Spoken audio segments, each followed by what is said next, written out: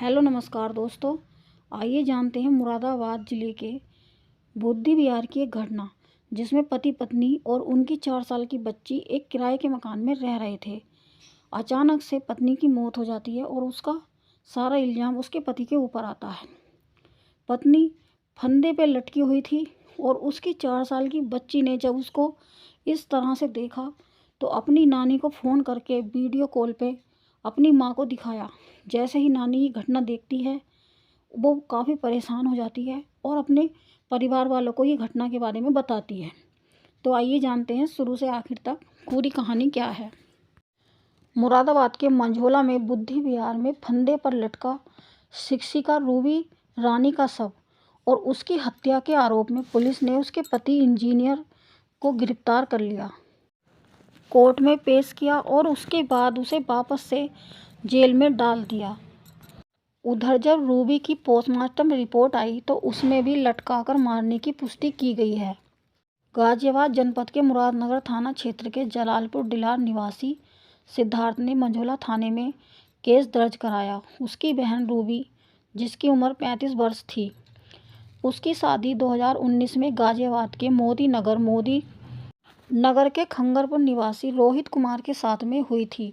Ruby Kundarki block के भीकनपुर कुलवाड़ा स्थित प्राथमिक विद्यालय में शिक्षिका के पद पर तैनात थी, जबकि रोहित निजी कंपनी में सॉफ्टवेयर इंजीनियर है। रूबी मंझोला के बुद्धि विहार में अपने पति और 4 साल की बेटी ओजस्वी के साथ में किराए के मकान में रह रही थी। सिद्धार्थ का आरोप है कि शादी के बाद से ही पति रोहित, ससुर ओमवीर, सास आशा और देवर अर्जुन आए दिन रूबी को परेशान करते थे। वह रूबी पर दबाव बना रहे थे कि वह रोहित को कार खरीद कर दे। वह रूबी से आए दिन दहेज की डिमांड करते रहते थे और तब रूबी ने अपने मैके वालों की हेल्प से और कुछ अपने सेविंग के पैसों से अपने पति को यानी कि रोहित को एक कार खरीद के दे भी दी थी। इसके अलावा मोदी नगर में रूबी ने एक प्लाट भी खरीद कर रोहित को दिया था। इसके बाद भी ससुराल वाले नहीं रुके और लगातार रूबी को परेशान करते रहे। रोहित ने धोखे से रूबी के खाते से 50,000 रुपये ट्रांसफ़र करा लिए थे।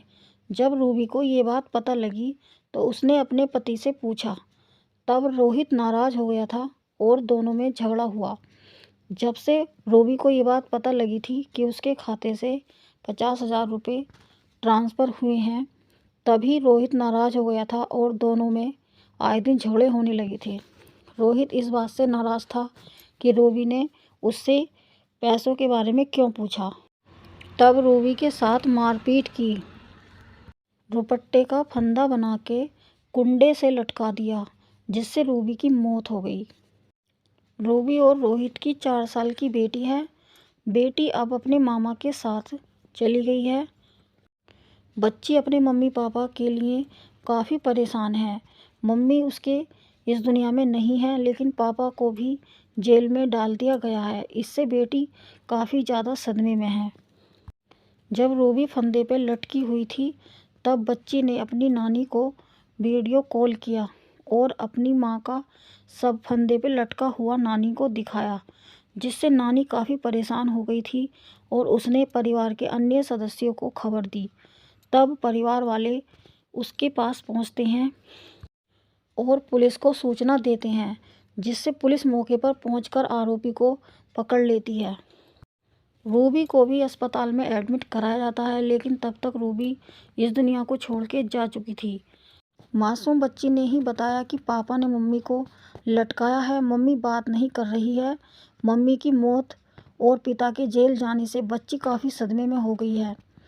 जब बच्ची ने अपनी नानी नाना को फ़ोन किया था, तब उसने ही ये बात बताई थी कि उसके पापा ने ही उसकी मम्मी को लटका के मारा है।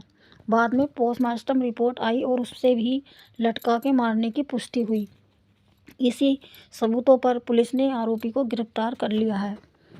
रूबी के परिवार वालों के लिए काफ़ी मुश्किल का पल था ये। उसके घर वालों का रो रो कर बुरा हाल हो गया था रूबी की मौत के बाद, और उसकी बच्ची जो काफ़ी सहमी हुई सी और घबराई हुई सी थी, वह अपने नानी नाना और मामा के साथ अपनी मम्मी के मैके में ही चली गई है। रूबी के भाई सिद्धार्थ का कहना है कि बच्ची बार बार अपनी मां को याद कर रही है। पुलिस ने इस केस की अच्छे से छानबीन की है और आगे भी आरोपी से पूछताछ चल रही है कि उसने ये कदम क्यों उठाया, अपनी ही पत्नी की हत्या क्यों की। बहुत सारे सवाल पुलिस आरोपी से पूछ रही है और आगे भी छानबीन जारी है। इस वीडियो में इतना ही। जय हिंद, जय भारत।